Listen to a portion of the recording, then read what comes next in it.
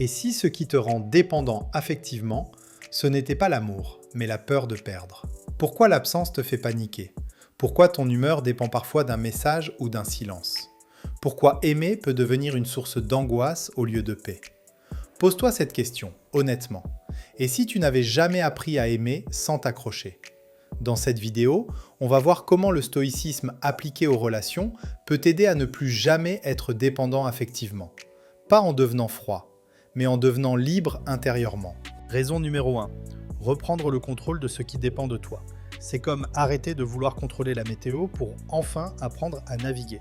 Le stoïcisme commence toujours par une distinction fondamentale.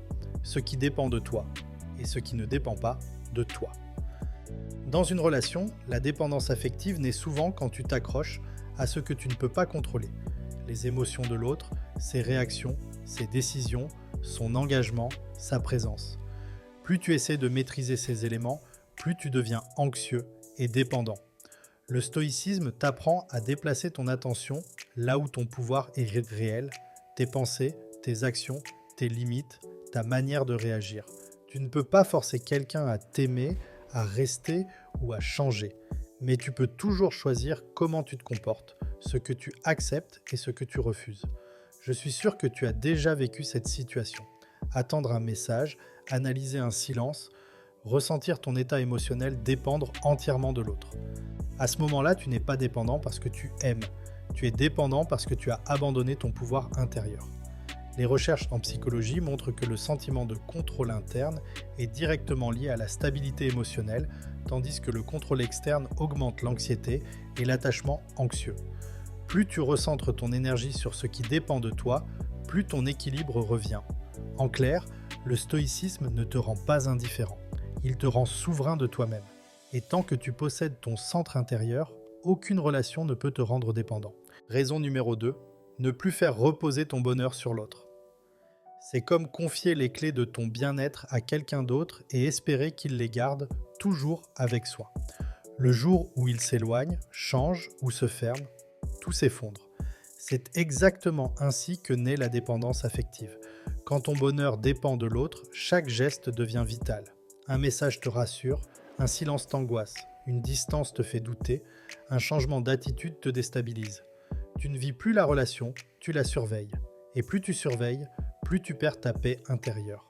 Le stoïcisme rappelle une règle simple mais radicale.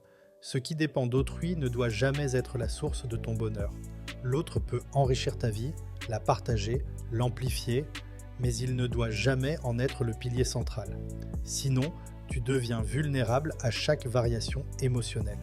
Je suis sûr que tu as déjà vécu cette situation. Te sentir bien uniquement quand tout va bien entre vous, et mal dès qu'un déséquilibre apparaît. Ce n'est pas de l'amour intense, c'est une délégation de ton bonheur. Les études en psychologie montrent que les personnes qui construisent leur bien-être sur des sources internes, valeurs, sens, identité, sont beaucoup moins sujettes à la dépendance affective, tandis que celles qui s'appuient principalement sur une relation développent anxiété et peur de l'abandon. En clair, le stoïcisme ne t'apprend pas à aimer moins. Il t'apprend à ne plus te perdre quand l'autre vacille. Parce que tant que ton bonheur dépend de toi, aucune relation ne peut te rendre dépendant. Raison numéro 3. Transformer l'attachement en choix conscient. C'est comme rester avec quelqu'un parce que tu le veux vraiment, et non parce que tu ne sais pas faire autrement. Le stoïcisme transforme l'amour subi en amour choisi. La dépendance affective naît quand tu restes par peur. Peur d'être seul, peur de perdre, peur du vide, peur de ne pas retrouver quelqu'un. À ce moment-là, la relation n'est plus un choix libre. C'est une nécessité émotionnelle. Le stoïcisme t'apprend à regarder cette peur en face sans la fuir, à accepter la possibilité de la perte, à te dire « je préfère être avec cette personne, mais je peux exister sans elle ». Cette phrase change tout, parce que dès que tu peux partir, rester devient un vrai choix. Je suis sûr que tu as déjà ressenti cette différence. Être avec quelqu'un parce que tu en as envie et être avec quelqu'un parce que tu n'imagines pas ta vie sans lui. La première situation est légère, vivante, attirante. La seconde est lourde, anxieuse, épuisante. Les recherches en psychologie de l'attachement montrent que les relations basées sur le choix conscient sont plus stables, plus désirante et moins anxiogène, car chaque partenaire se sent libre et non contraint. La liberté intérieure renforce paradoxalement le lien. En clair, le stoïcisme ne t'apprend pas à t'attacher moins, il t'apprend à aimer sans te sentir prisonnier, et un amour libre est toujours plus sain et plus fort. Si tu aimes mes vidéos sur le thème de l'amour, je t'invite à aimer cette vidéo et à t'abonner à cette chaîne, et n'hésite pas à aller voir mes autres vidéos, raison numéro 4. Apprendre à tolérer l'absence et l'incertitude. C'est comme rester calme quand la mer se retire sans savoir exactement quand elle reviendra. La dépendance affective naît souvent de l'incapacité à tolérer deux choses très simples et très difficiles, l'absence et l'incertitude. Quand tu es dépendant, l'absence devient une menace, un silence t'angoisse. Une distance te fait imaginer le pire. Un changement de rythme te déséquilibre, ton esprit cherche désespérément à combler le vide par des scénarios, des peurs, des anticipations. Et plus tu fuis l'incertitude, plus elle te contrôle. Le stoïcisme t'enseigne l'acceptation lucide. Tu ne peux jamais être sûr de l'autre. Tu ne peux jamais garantir la présence, l'engagement ou la constance. Et c'est normal. L'amour implique toujours une part de risque. Vouloir l'éliminer, c'est vouloir contrôler l'incontrôlable. Je suis sûr que tu as déjà vécu cette situation.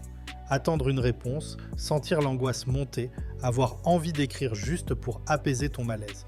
À ce moment-là, ce n'est pas l'autre qui te manque le plus, c'est ta capacité à supporter le vide. Les études en psychologie montrent que la tolérance à l'incertitude est l'un des facteurs clés de la stabilité émotionnelle et que les personnes capables de rester calmes face à l'absence développent beaucoup moins d'attachements anxieux. En clair, le stoïcisme ne supprime pas l'absence. Il t'apprend à ne plus en avoir peur. Et quand l'absence ne te fait plus paniquer, la dépendance perd son pouvoir.